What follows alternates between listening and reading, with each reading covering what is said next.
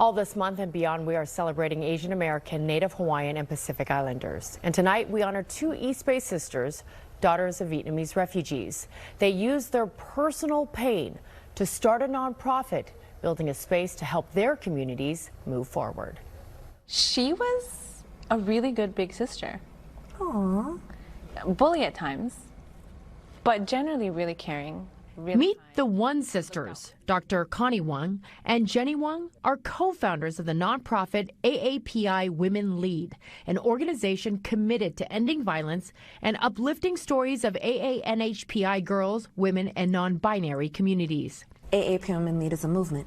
A movement that came from learning how to survive overseas and at home. Their parents left Vietnam before the end of the war, forced to leave their homeland, and came to the U.S. as refugees.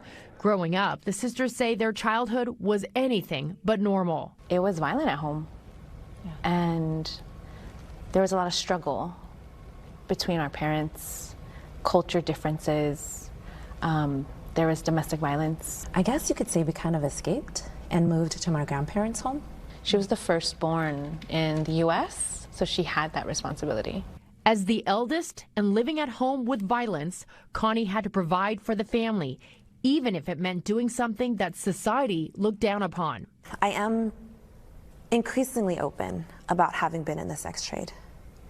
And I am increasingly open because there are so many stigmas. I want to make sure that people respect us and understand why we were even in the trade. And a lot of times, it is to get out of poverty. I'll tell you how I found out.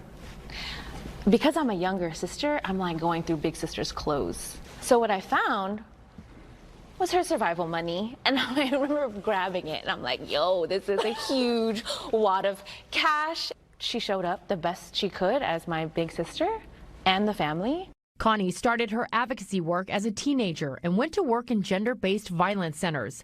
Later, she got a PhD at UC Berkeley. It was there, she says, she experienced various forms of sexual harassment.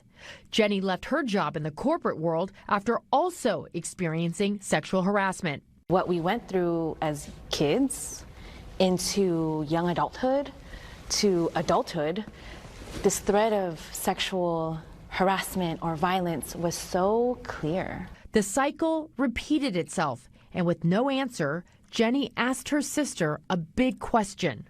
And I was like, what do we do? I was like, let's start our own. Here's some savings, and here's my credit card. At AAPI Women Lead. AAPI Women Lead then launched in 2018. I believe in us. I believe in ending violence. Let's see what we can do. And people came. In the last 7 years, the sisters have built a community. Last year, the organization released a first-of-its-kind study on racial and gender violence. It's called Naming Our Rage, Building Our Power. In this research project, it's about us getting to name it. Somebody telling our story on our behalf, and then when we tell our stories, they are not the same. People should care because people are dying. People are literally dying from the violence. AAPI Women Lead hired, trained, and paid researchers for the study from 6 different organizations across the U.S. and its territories. They collected data, they collected each other's stories, and then they found out the connections between gender violence, climate crisis, deportation, poverty, housing crisis. The more that we're able to build community together, the more that we're able to be together, the more that that's a part of our resistance. Forward. Forward. Resistance can also be physical. Jenny is a blue belt in Brazilian Jiu-Jitsu. Connie trains in Muay Thai. Their training in martial arts is why the nonprofit holds self-defense programs today. It's another form of releasing our rage, and it's a part of us using our voices and our power and our strengths. It's a part of us reclaiming our power and building our power. Hands up. To learn more about AAPI Women Lead's research and programs and to watch our AANHPI stories, go to NBCBayArea.com/celebrating AAPI heritage.